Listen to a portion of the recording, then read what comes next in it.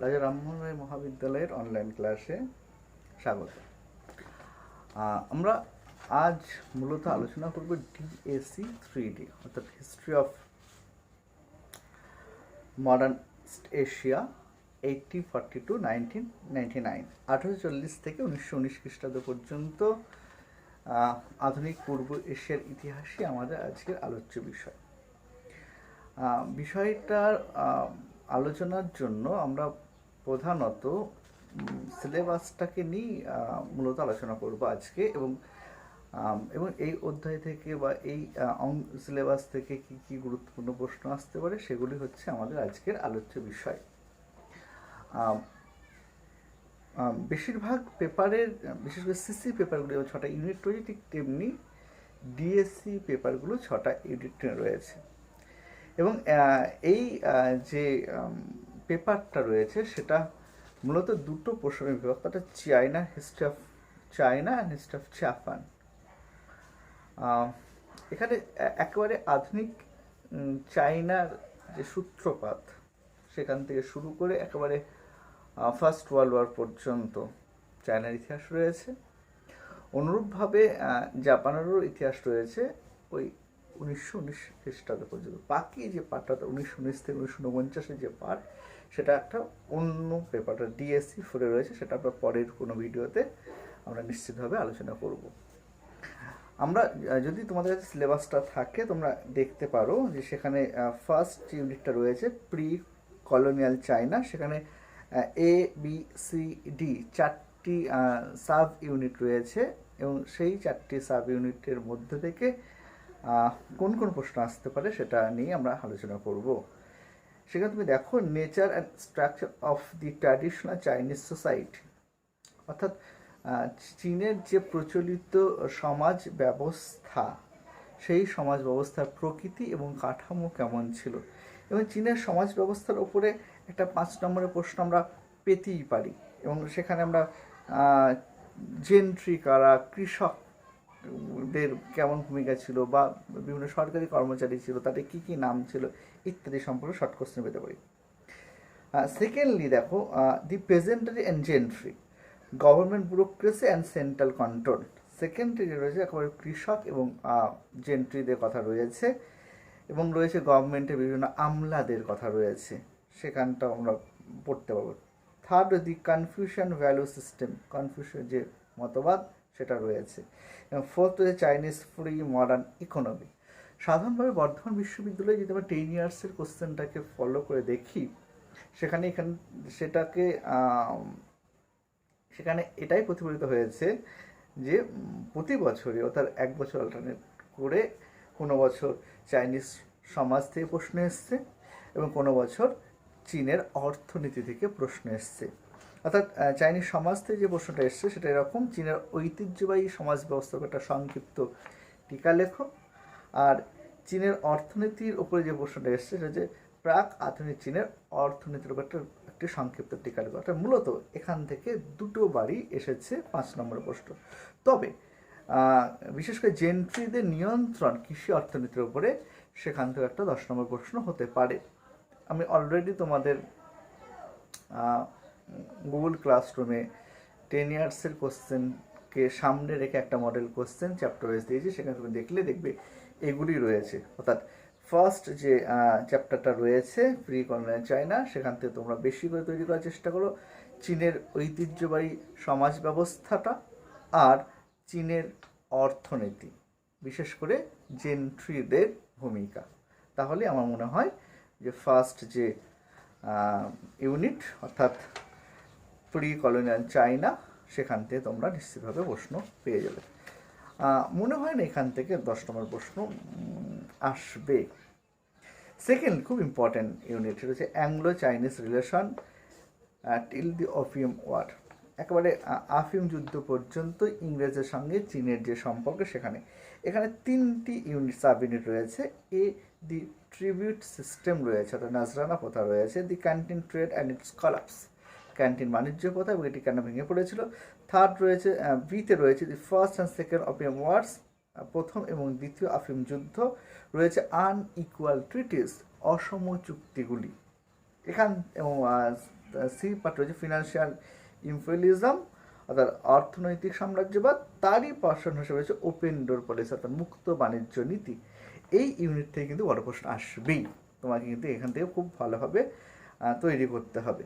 আমরা যদি এখানে প্রুফটা ধরে নিই, নজরানা প্রথা সম্বন্ধে বারবার শর্ট কোশ্চেন এসছে এখান থেকে। এবং এখান থেকে যদি 5 নম্বর প্রশ্নগুলো যদি আমরা একটু আলোচনা করি, সেখানে আমি দেখবো যেখানে এসছে ক্যান্টিন বাণিজ্য ব্যবস্থার যে মূল বৈশিষ্ট্য সেটা এসেছে নানকিনের চুক্তি, বিশেষ করে আফিম যুদ্ধের পরবর্তী সময়কালে প্রথম আফিম যুদ্ধের সমাপন যে সন্ধির দ্বারা হয়েছিল সেই সন্ধির বিভিন্ন শর্ত এবং এটি কেন চীনের ইতিহাসে গুরুত্বপূর্ণ। আর প্রথম আফিম যুদ্ধের পরবর্তীকালে যে সমস্ত আনইকুয়াল ট্রিটিগুলো হয়েছিল, অসম চুক্তিগুলো হয়েছিল, সেখান থেকেও একটা প্রশ্ন আসতে পারে। আর অবশ্যই মুক্তিদার নীতি থেকে একটা প্রশ্ন আসতে পারে। সাধারণভাবে আমি তোমাদেরকে বলবো, এখান থেকে যদি 5 নম্বর প্রশ্ন করতে যাও, তোমরা মুক্তদার নীতিটা করার চেষ্টা করো। তার মুক্তদার নীতি কি? তুমি কি একমত যে মার্কিন যুক্তরাষ্ট্র চীনে তার নিজের বাণিজ্যিক স্বার্থে এই নীতি প্রয়োগ করেছিলেন? সাথে তোমরা ক্যান্টন বাণিজ্য এবং নানকিনের চুক্তিটা দেখতে পারো। তবে এখান থেকে মুক্তদার পলিসিটা মনে হচ্ছে এবছর খুব ইম্পর্টেন্ট ফর 5 মার্কস বা 10 মার্কসের জন্য আনডাউটলি তোমরা করতে পারো। আফিম ছিল প্রথম ইঙ্গো চীন যুদ্ধের উপলক্ষ কারণ না, তো আফিম যুদ্ধের মেন কারণ, আফিম যুদ্ধের প্রকৃতিটা নিয়ে তোমরা আলোচনা করতে পারো এবং এই যুদ্ধ চীনের অর্থনীতি থেকে কীভাবে প্রভাবিত করেছিল সেখান থেকে। অর্থাৎ আমরা ইউনিট 2 থেকে অবশ্যই বড় প্রশ্ন যে তৈরি হব, সেটা মূলত আফিম যুদ্ধ, প্রথম আফিম যুদ্ধর কারণটা নিয়ে আলোচনা করব। বর্ধমান বিশ্ববিদ্যালয়ে বারবার যেভাবে প্রশ্নটা দেয় সেটা এরকম যে আফিম ছিল প্রথম ইঙ্গো চীন যুদ্ধের উপলক্ষ, কারণ নয়, আলোচনা করো। একই সঙ্গে জনগণের অর্থনৈতিক জীবনের উপরে এই যুদ্ধ কীরকম ইম্প্যাক্ট ফেলেছিল সেটা নিয়েও কিন্তু বর্ধমান বিশ্ববিদ্যালয় প্রশ্ন দেয়। কেননা আমরা মোটামুটি 2টো অধ্যায় আমরা দেখলাম, সেই 2টো অধ্যায়ে যে সামারি সেটা মূলত আমরা 10 এবং 5 নম্বর প্রশ্নগুলোর উপরে আজকে নজরটা দিচ্ছি। সেখানে প্রথম অধ্যায় থেকে অবশ্যই আমরা করব প্রাচীন ঐতিহ্যবাহী যে চীনের সমাজ ব্যবস্থা, সেই সম্পর্কে একটা ছোটো সংক্ষিপ্ত আলোচনা। একই সাথে করব আমরা অর্থনীতি নিয়ে আলোচনা করব, প্রাচীন চীন অর্থনীতি আলোচনা করব, সেই সাথে সেই অর্থনীতির উপর জেন্ট্রিদের কীরকম প্রভাবটা ছিল সেটা দেখব। এই নিয়ে আমরা প্রথম চ্যাপ্টারকে আলোচনা করব। সেকেন্ড চ্যাপ্টারে আমরা যাব 10 নম্বরের জন্য মূলত আফিম যুদ্ধের কারণ, সেটা আমরা আলোচনা করব। 5 নম্বরের জন্য আমরা দেখব ক্যান্টিন বাণিজ্য সিস্টেম, দেখব বিভিন্ন আনইকুয়াল ট্রিটিস, সেই সাথে আমরা দেখার চেষ্টা করব নানকিনের সন্ধি এবং মুক্তদার নীতি। আমরা অবশ্যই এখানে বেশি জোর দেবো চীনের মুক্তদার নীতির ওপরে। এবার আমরা 3য় অধ্যায় চলে যাচ্ছি। 3য় অধ্যায়টা মূলত চীনের ইতিহাসের শেষ অধ্যায় এই ডিএসসি 3-তে, এবং এটা অনেকটা বেশি অংশ জুড়ে রয়েছে এবং এখান থেকে বড় প্রশ্ন অবশ্যই একটা আমরা পাবো। কী কী রয়েছে? রেবেলিয়ান, রেস্টোরেশন অ্যান্ড ন্যাশনালিজম, অর্থাৎ এখানে রয়েছে বিদ্রোহ, রয়েছে পুনঃস্থাপন এবং জাতীয়তাবাদ। একই সঙ্গে 3টে উপাদানই কিন্তু আমরা ইউনিট 3-তে পাচ্ছি। কী রয়েছে না? Taiping rebellion, cause, nature and failure, অর্থাৎ তাইপিং যুদ্ধ, তার কারণ, তার প্রকৃতি এবং সেটি কেন ব্যর্থ হয়েছিল, এই নিয়ে একটা প্রশ্ন হতেই পারে।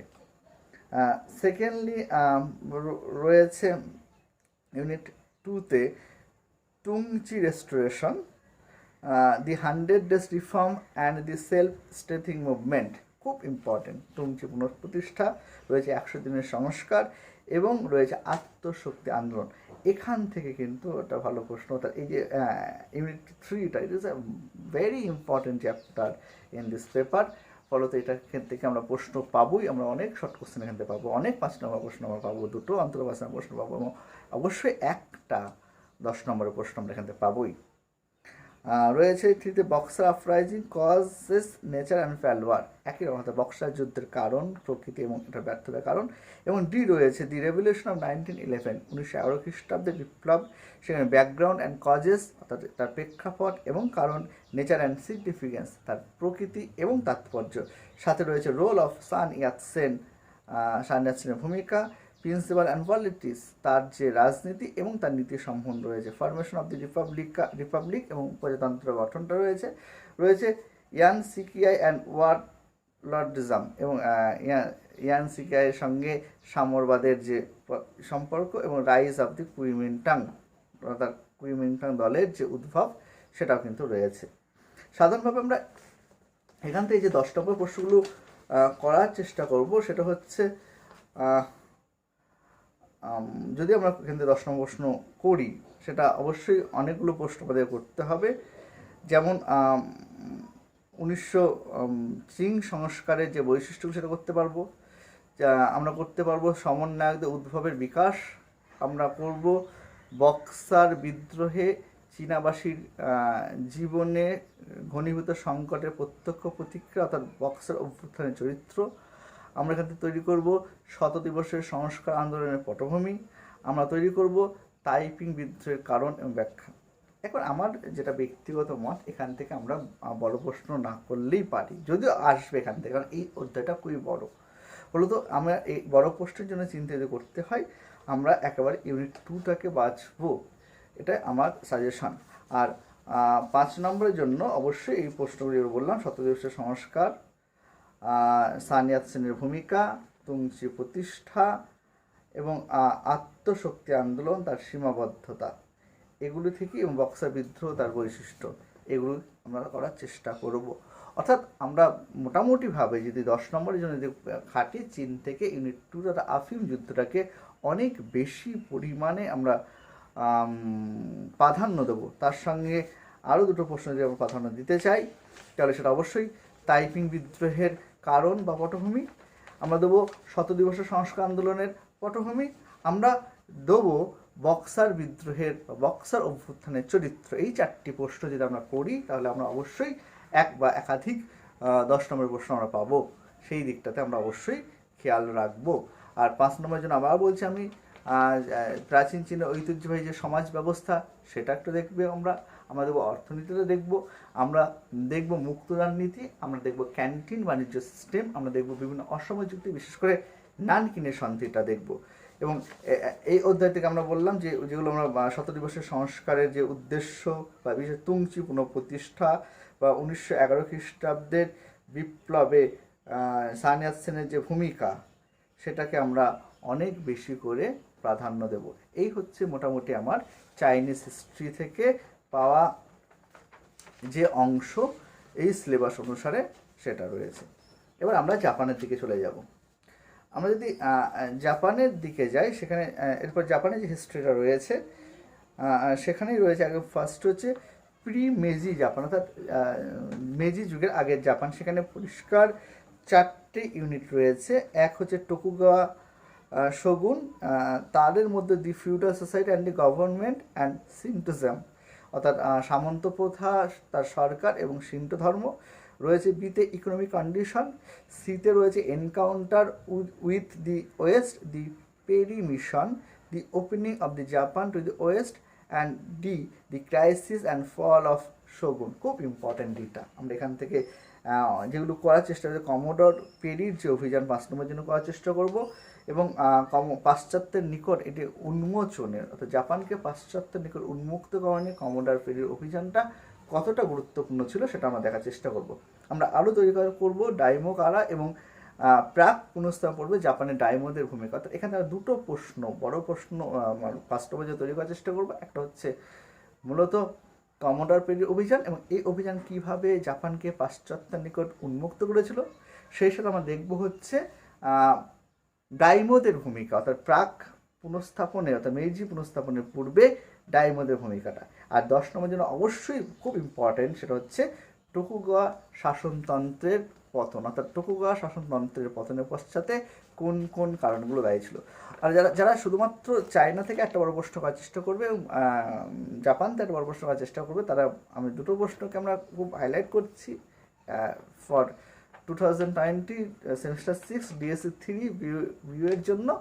সেটা হচ্ছে অফিম যুদ্ধের কারণ, অফিম একমাত্র কারণ নয়, উপলক্ষ মাত্র এই ব্যাখ্যাটা, সাথে শোগুনতন্ত্রের পতনের পশ্চাতে কোন কোন কারণগুলো দায়ী ছিল। Next unit 5। ইউনিট 5-এ রয়েছে 3টে চ্যাপ্টার, নাম হচ্ছে মেইজি রেস্টোরেশন, অর্থাৎ মেইজি পুনঃপ্রতিষ্ঠা। সেখানে cause and nature of restoration রয়েছে, transformation of Japan, process of modernisation and Meiji constitution. খুব ইম্পর্ট্যান্ট, এখান থেকে একটা বড় প্রশ্ন দেওয়া উচিত এবং আশা করি দেবে।